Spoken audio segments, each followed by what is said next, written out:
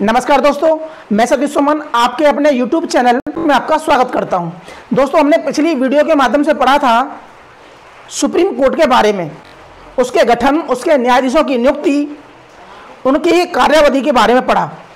अगर आप उस वीडियो को देखना चाहते हैं तो डिस्क्रिप्शन बॉक्स में उसका लिंक है, आप वहाँ से देख सकते हैं या फिर प्लेलिस्ट से देख सकते हैं या फिर आई बटन पर क्लिक करके भी देख सकते हैं। आज की वीडियो के माध्यम से हम जानेंगे बीएनएस के बारे में। बीएनएस की पिछली 3 वीडियो के माध्यम से हम बता चुके हैं साधारण अपवाद के बारे में। साधारण अपवाद का मतलब होता है कि ऐसे अपराध जो अपराध होते हुए भी जिसमें सजा का प्रावधान नहीं होता, उनको साधारण अपवाद कहा जाता है। हमने पिछली वीडियो में यानी कि धारा 24 तक बता चुके हैं। आज हम बताएंगे धारा 25, धारा 26 के बारे में। तो जिन्होंने अभी तक हमारे चैनल को सब्सक्राइब नहीं किया है तो प्लीज़ चैनल को सब्सक्राइब कर लें, बगल में जो बेल आइकन है उसे भी क्लिक कर दें ताकि हमारी हर वीडियो का नोटिफिकेशन आप तक पहुंचता रहे।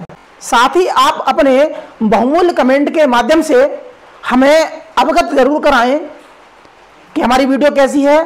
तो अब पढ़ेंगे हम बीएनएस की धारा 25 के बारे में। धारा 25 में बताया गया है कि सम्मति से किया गया कार्य जिसमें मृत्यु या घोर उपपत्ति कारित करने का आशय न हो और ना ही ऐसा होने की कोई संभाव्यता हो। तो इसमें मतलब क्या है? तो मतलब यह है कि इसमें 3-4 शब्द हैं, वो हमें ध्यान रखने हैं। पहला है सम्मति, दूसरा है मृत्यु और घोर उपपत्ति, और चौथा है उसकी संभावना।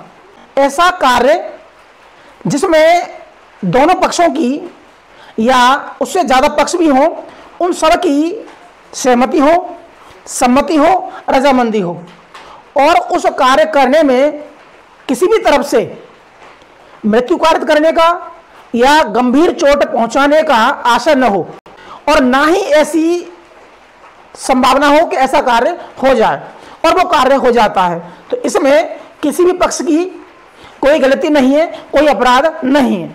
समझेंगे हम एग्जाम्पल से कि यदि 2 पक्ष यानी 2 आदमी हैं, आपस में बॉक्सिंग लड़ने पर रजामंद होते हैं और आपस में बॉक्सिंग लड़ते हैं और किसी का घूसा किसी के गलत जगह पर लग जाता है, लेकिन उसने जो काम किया उसका ऐसा आशय नहीं था और ना ही ऐसा होने की कोई संभावना थी, और ऐसा हो जाता है और उसकी जान चली जाती है। तो यहाँ पर दूसरे पक्ष का कोई अपराध नहीं है। यानी कि 2 पक्ष राजी होते हैं कि चलो हम तलवारबाजी करते हैं या फिर लाठी लड़ते हैं, पट्टेबाजी होती है, पट्टेबाजी करते हैं, और दोनों पक्षों की किसी को भी मृत्यु कारित करने की या फिर गंभीर चोट पहुंचाने का आशय न हो, ऐसी मनसा न हो किसी को चोट लग जाए और फिर भी ऐसा हो जाता है, तो यहाँ पर कोई अपराध नहीं हुआ है। तो ये है धारा 25। पढ़ेंगे हम धारा 26। धारा 26 में बताया गया है कि किसी व्यक्ति के फायदे के लिए सम्मति से सद्भाव पूर्वक किया गया कार्य जिससे मृत्यु कारित होने का आशय न हो। इसमें भी 3-4 चीजें हम नोट करेंगे। फायदे के लिए, दूसरा सम्मति से, तीसरा सद्भाव पूर्वक। तो कार्य कैसा होना चाहिए?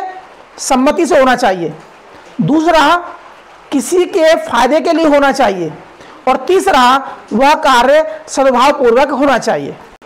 कोई बात अपराध नहीं है अगर ऐसे करने में किसी की मृत्यु कारित हो जाती है। तो समझेंगे इसे एग्जाम्पल से। यानी कि एक व्यक्ति को बवासीर है और उसे भयंकर पीड़ा हो रही है, वो गया सर्जन के पास में यानी कि शल्य चिकित्सक के पास में, और उसने उसे बताया सारी परेशानी। तो उस डॉक्टर ने कहा कि आपका सर्जरी करनी पड़ेगी। तो डॉक्टर ने जो काम किया वो काम किया पहला फायदे के लिए, यानी कि ऑपरेशन किया तो फायदे के लिए किया। दूसरा यानी कि जो दूसरा पक्ष है, जो मरीज है, उसकी सम्मति से किया, और तीसरा सद्भाव पूर्वक किया। बीमारी को खत्म करने के लिए किया, सद्भाव पूर्वक किया, फायदे के लिए किया, और दूसरे व्यक्ति के सम्मति से किया, यानी कि सहमति से किया और ऐसा करने में उसकी जान चली जाती है, तो यहां पर कोई अपराध नहीं होता है। अब पढ़ेंगे धारा 27। धारा 26 में और 27 में समानता है, लेकिन अंतर इस बात का है कि जिसकी सम्मति ली जा रही है वह या तो बच्चा है, यानी कि 18 साल से कम का है, या फिर विकृत चित्त है, यानी कि वो मानसिक रूप से विक्षिप्त है, पागल है, तो उनकी सम्मति कोई मायने नहीं रखती यहां पर। तो इसमें है संरक्षक द्वारा या उसकी सहमति से बालक या फिर विकृत चित्त व्यक्ति के फायदे के लिए सद्भाव पूर्वक किया गया कार्य, कोई अपराध नहीं है। कि यहां पर जो सम्मति होगी वह उसका गार्जियंस देगा, यानी कि संरक्षक देगा, माता पिता देंगे, क्योंकि 18 साल के कम आयु के बच्चे की सम्मति मायने नहीं रखती। या फिर जो विकृत चित्त है, बेशक बड़ा है लेकिन विकृत चित्त है, मानसिक रूप से विक्षिप्त है या पागल है, उसकी सहमति भी मायने नहीं रखती। इसलिए जो सहमति देगा वो कौन देगा? वो गार्जियंस देगा, संरक्षक देगा, और ऐसा कार्य हो जाता है तो यहां कोई अपराध नहीं होता। तो यह धारा 27। लेकिन इसमें ध्यान रखने बात यह है कि इसमें जो कार्य किया गया है वह उस व्यक्ति के, यानी कि बच्चे के या विकृत बालक के फायदे के लिए किया गया हो। दूसरा, वह कार्य सद्भावपूर्वक किया गया हो, ऐसा ना हो। तीसरा, जो कार्य किया गया है वो मृत्यु या घोर उपत्ति से बचने के लिए, निवारण के लिए किया जाना चाहिए। तो दोस्तों आज पढ़ा हमने 3 धारा 25, 26 और 27। तो आज के लिए सिर्फ इतना ही, मिलते हैं हम अगली वीडियो में, तब तक के लिए नमस्कार।